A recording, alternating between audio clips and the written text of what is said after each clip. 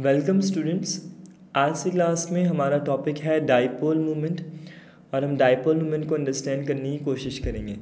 Student, dipole moment को हम लोग कैसे डिफाइन करते हैं? हम ये कहते हैं कि एक ऐसा मेजरिंग स्केल है जो पोलैरिटी ऑफ पोलर बॉन्ड को फाइंड आउट कर लेता है, यानी डिग्री किस लेवल की है, कितना उसके अंदर एक एबिलिटी मौजूद है पोलैरिटी की, उसकी आप समझ लें मैग्नीट्यूड वाली वैल्यूज़ को हम मालूम कर लेते हैं चार्ज और डिस्टेंस को मल्टीप्लाई करवा के।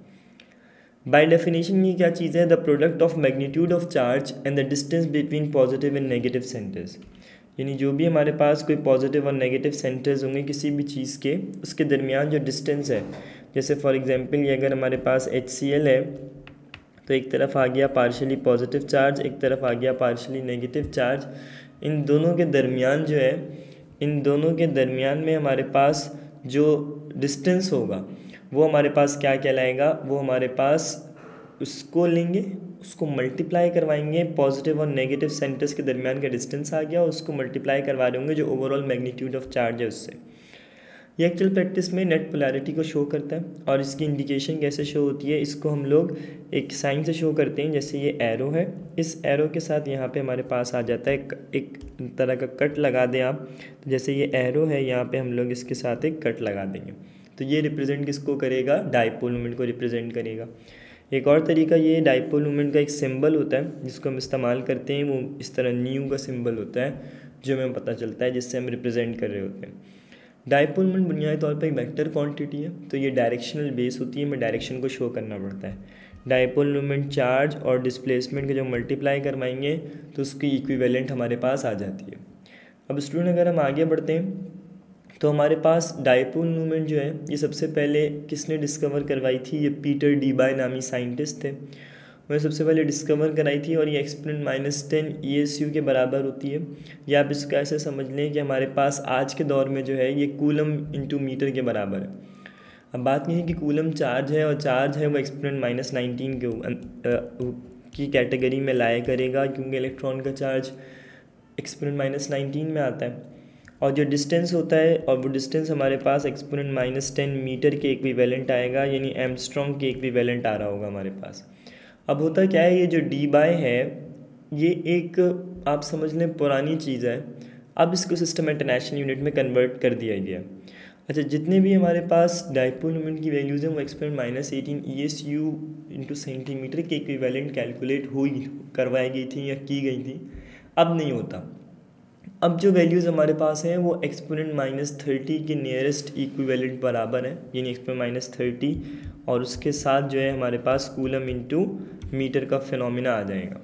बुनियादी तौर पे है कुछ भी नहीं, वो जो डिस्टेंस है वही वैल्यूज़ है, बस डिस्टेंस पहले सेंटीमीटर में था अब मीटर में आ गया। ESU था पहले, अब चार्ज हमने कूलम में कन्वर्ट कर लिया। अब अगर हम इसको समझने की कोशिश करें तो हम ये कहते हैं कि अगर हम एक डी बाय को निकालें तो एक डी बाय किसके बराबर आएगा? 1 एक्सपोनेंट -18 ESU इंटू सेंटीमीटर, और हमारे पास अब जो डी बाय को सिस्टम इंटरनेशनल यूनिट में कन्वर्ट किया गया है तो वो हमारे पास कैसे किया गया है? वो कूलम इंटू मीटर के रिस्पेक्ट से हमारे पास कन्वर्जन कर दी गई है। तो ये जो कन्वर्जन है ये हमारे पास बड़ी इंपॉर्टेंट है, क्योंकि इसी से हम लोग क्या करते हैं, फिर फर्दर कैलकुलेशंस की तरफ लेके चलते हैं।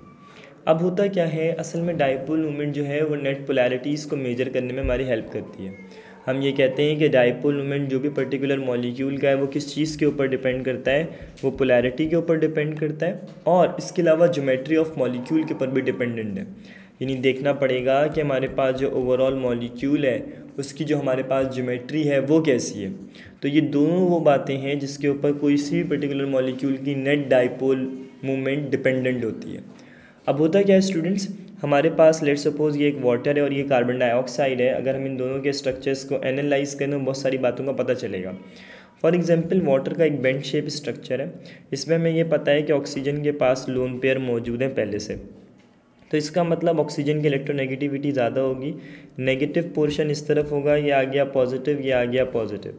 अब होता क्या है, हमारे पास यहाँ पर एक पोलैरिटीज़ क्रिएट हो जाती हैं, ये आ जाता है पार्शियली नेगेटिव साइन, ये आ जाता है पार्शियली पॉजिटिव, ये आ जाता है हमारे पास पार्शियली पॉजिटिव। तो पॉजिटिव वाले जो है वो किसकी तरफ अट्रैक्ट कर लेते हैं? नेगेटिव साइड की तरफ चले जाते हैं। तो इस तरह से हमारे पास डाइपोल मूवमेंट की एक वेक्टर डायरेक्शंस भी आ जाती है, पता लग जाता है कि वेक्टर क्वांटिटी है। When we talk about carbon dioxide, तो कार्बन डाइऑक्साइड का जो स्ट्रक्चर है वो लीनियर स्ट्रक्चर है। अब अगर ये लीनियर स्ट्रक्चर है तो इसका मतलब भले कार्बन पे पॉजिटिव चार्ज हो, भले ऑक्सीजन पे नेगेटिव चार्ज हो, कोई फ़र्क नहीं पड़ना। इसकी वजह ये है कि जब नेट डाइपोल की वैल्यू निकाली जाएगी तो वो खुद ब खुद हमारे पास ज़ीरो के इक्विवेलेंट आ जाएगी। इसकी वजह ये कि ऑक्सीजन इसको राइट हैंड साइड से भी अपने पास अट्रैक्ट कर रहा है, ऑन द सिमिलर वे इसको लेफ्ट हैंड साइड से भी अपने पास अट्रैक्ट कर रहा है, जिसकी वजह से ओवरऑल एक बैलेंस क्रिएट हो गया है और नेट डाइपोल मोमेंट की वैल्यू हमारे पास किसके इक्विवेलेंट आ गई है, ज़ीरो की इक्विवेलेंट आ गई है। तो इसका मतलब हमारे पास जो भी कंपाउंड्स हैं हम उनको देख सकते हैं और उनकी मदद से डाइपोल मोमेंट्स को कैलकुलेट कर सकते हैं। फॉर एग्जांपल अगर हमारे पास H2 होता तो ये तो H और H सिंगल बॉन्ड है, नॉन पोलर बॉन्ड है, इक्विवेलेंट खींच रहे हैं आपस में दूसरे साथ, किसी किस्म की कोई नेट डाइपोल मोमेंट नहीं है, तो आप देखें वैल्यू ज़ीरो में आ जाएगी। इसी तरह जितने भी आप देख सकते हैं हमारे पास सिमेट्रिकल मॉलिक्यूल्स हैं उनकी वैल्यू ज़ीरो आ जाती हैं।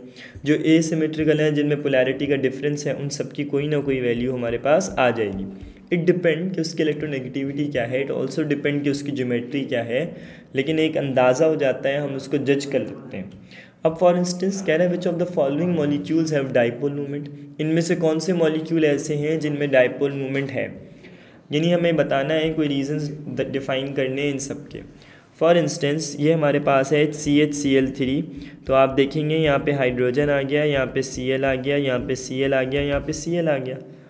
अब अगर हम इसकी नेट डाइपोल मोमेंट को कैलकुलेट करने की कोशिश करें तो क्या होगा, यहाँ पे हमारे पास आ गया हाइड्रोजन और बाकी कहीं ना कहीं तो हमारे पास डाइपोल मोमेंट की वैल्यू आएगी, हम ये बोलेंगे अनसिमेट्रिकल है और इसकी जो डाइपोल मोमेंट की वैल्यू है वो is not equal to zero है, यानी लाजमी नहीं है इसकी वैल्यू ज़ीरो के इक्विवेलेंट हमारे पास नहीं आएगी।